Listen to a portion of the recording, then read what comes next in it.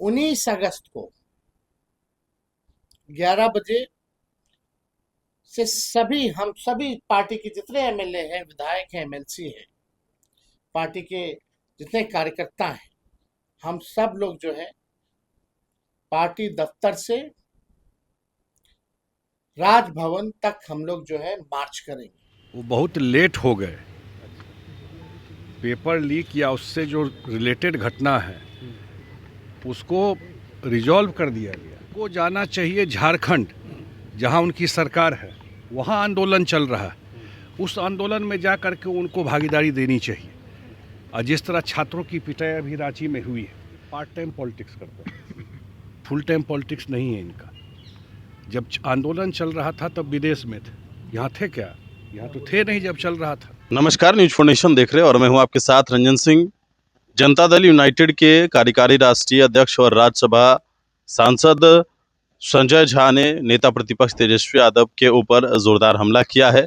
19 तारीख को जो मार्च करने की बात लोक भवन का तेजस्वी यादव ने किया है, उन्होंने कहा है कि तेजस्वी यादव पीछे छूट गए हैं, टाइम पॉलिटिक्स करते हैं, फुल टाइम पॉलिटिक्स नहीं करते हैं। उन्होंने यह भी कहा है कि जिस प्रकार से झारखंड में इन दिनों जो प्रदर्शन हो रहा है, तो उन छात्रों के बीच उनको जाना चाहिए। राजभवन मार्च जो है वो जब हंगामा हो रहा था तब कहाँ थे, काफी पीछे छूट गए हैं। क्या कुछ कह रहे राज्यसभा सांसद संजय झा, आप सुनिए। वो तेजस्वी यादव आरजेडी के लोगों के साथ राजभवन मार्च करेंगे। वो झंडा अपना नहीं लेंगे, तिरंगा लेकर मार्च करेंगे। ऐसा है कि वो बहुत लेट हो गए। पेपर लीक या उससे जो रिलेटेड घटना है उसको रिजॉल्व कर दिया गया। अब छात्र भी जो बैठे हुए थे जंतर मंतर पर, वो अनशन से उठ करके उनका ख़त्म हो गया सारा चीज़। तो और उनको जाना चाहिए झारखंड, जहां उनकी सरकार है, वहां आंदोलन चल रहा है। उस आंदोलन में जा कर के उनको भागीदारी देनी चाहिए। और जिस तरह छात्रों की पिटाई अभी रांची में हुई है, तो वो हमको लगता है कि उनको, आप तो जान रहे हैं कि परीक्षा भी हो गया, रिजल्ट भी आ गया और उसके बाद नया कानून भी बन गया। और जो कुछ डिमांड था छात्रों का, यहाँ तक कि शिक्षा मंत्री का भी इस्तीफा हो गया। अब सब कुछ तो हो चुका है। अब बिहार की जहाँ तक बात करते हैं, मैं देखा सीवान की बात कर रहा हूँ, तो सीवान में तो जो एक्शन लेना था बिहार सरकार ने ले ली। एफआईआर हो गया, उसके ऊपर निलंबित हो गया। तो इसलिए, और यहाँ पर भी जो भी लोग इससे जुड़े, जो एग्ज़ाम हुआ, जो लोग इसमें इन्वॉल्व थे, उनको वो भी अरेस्ट हो गए। तो हमको लगता है कि ये पार्ट टाइम पॉलिटिक्स करते हैं, फुल टाइम पॉलिटिक्स नहीं है इनका। जब आंदोलन चल रहा था तब विदेश में थे, यहाँ थे क्या?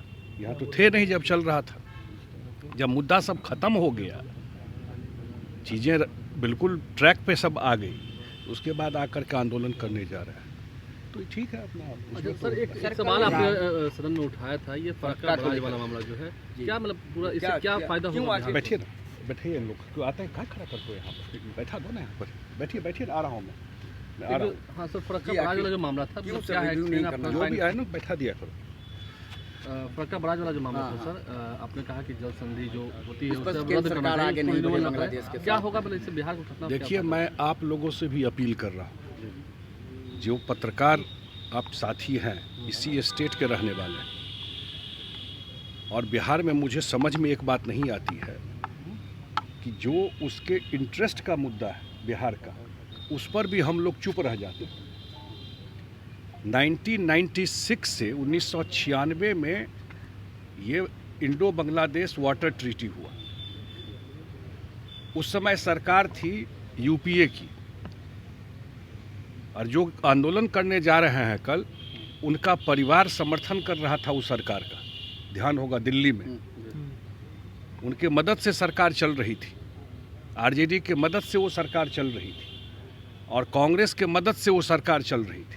कांग्रेस के अध्यक्ष बिहार के ही थे, सीताराम केसरी जी। लेकिन जब बिहार के इंटरेस्ट की बलि चढ़ रही थी, ये बलि चढ़ाना हुआ, उस समय कोई कुछ नहीं बोला। 30 साल बिहार ने सफ़र किया। मैं जल संसाधन विभाग में मंत्री भी रहा हूँ, और हमारे नेता नीतीश कुमार जी ये मुद्दा लगातार उठाते रहे कि फरक्का के बराज को तोड़ दो या इस संधि से बाहर निकलो। अब ये मौका आया है, क्योंकि 4 महीने के बाद ये संधि का समय ख़त्म हो रहा है। 26 दिसंबर महीना में 2026 में ये ख़त्म हो रहा है और ये रिन्यू नहीं हो, ये बिहार के लोगों की आकांक्षा है। और ख़ास करके जेडीयू पार्टी इसके लिए टूथ एंड नेल लड़ेगी, किसी हद तक जाएगी कि हम लोग किसी हाल में इस संधि रिन्यू हो उसके खिलाफ है। ये इंडो बांग्लादेश संधि 13 करोड़ बिहार के लोगों के भविष्य 30 साल तो आप कर ही दिए। आज पूरा गंगा में अगर गाद जमा हो गया है तो उसी संधि के वजह से। और ध्यान रहना चाहिए कि जो संधि है उसमें है कि लीन पीरियड में जब पानी का समय नहीं रहता है, बांग्लादेश को एक सर्टेन अमाउंट पानी देना। और आप जानकारी रखिए कि बिहार का 73% पानी जब बिहार को ज़रूरत है सिंचाई के लिए, वो पानी चला जाता है बांग्लादेश। ट्रीटी हुआ है इन भारत और बांग्लादेश के बीच में, 73% पानी बिहार का चला जाता है। और जब ये ट्रीटी हुआ था उस समय का जनसंख्या बिहार का, उससे आज बिहार की जनसंख्या लगभग डबल हो गई है। तो बिहार की ज़रूरत, इंडस्ट्री लगेगा, पर्याप्त क्लाइमेट चेंज हो रहा है, इसमें तो कोई जात धर्म नहीं है। उत्तर बिहार मिथिला क्षेत्र में हम लोग यहाँ कभी बाढ़ी लोग देखा, ड्रिंकिंग वाटर का किल्लत नहीं देखा। आज वहाँ भी आप देखिएगा कि जब आपको गर्मी के समय में चापाकल फेल कर जाता है, कोई सोच नहीं सकता था। इसलिए हम लोग जो 13 करोड़ बिहारी है और हम सब लोग चाहते हैं कि ये दोबारा ये दिसंबर में रिन्यू नहीं हो। हम लोगों के बीच में भी जाएंगे और ऑलरेडी मैंने राज्यसभा में ये बात उठाया है कि ये ट्रीटी रिन्यू नहीं होना चाहिए। बिहार के हित जो है उसमें पूरा वो कॉम्प्रोमाइज़ हो जाएगा, ये बात उठाया है। और हम लोग की पार्टी भी, हम लोगों के नेता नीतीश कुमार जी शुरू से इस इंडो बांग्लादेश ट्रीटी और फरक्का में जो बराज है उसके खिलाफ रहे। केंद्र पर दबाव देंगे इसको लेकर? दबाव की बात नहीं है ना, बात दबाव की नहीं है। बात है कि 30 साल पुराना निकालिए ना डेटा, बिहार का कितना अहित हुआ है उसकी तो चर्चा भी नहीं हो रही है। अब कम से कम ये अन्याय बिहार के साथ नहीं हो। हम लोग तो ये कह रहे हैं 30 साल बिहार ने सफ़र किया और सारे पॉलिटिकल लोग रहे सरकार में उस समय। अब बिहार का हित की बलि दे दी गई, काट दिया गया पूरा बिहार के हित को। उसमें छोड़ दिया गया कि इस पार्टी के सपोर्टर है कि उस पार्टी के सपोर्टर हैं। उसमें तो पूरा बिहार के जनता का इंटरेस्ट कंप्रोमाइज़ कर दिया गया ना भाई। क्योंकि गुजराल साहब का इच्छा हुआ कि हम गुजराल डॉक्ट्रिन बना दिए।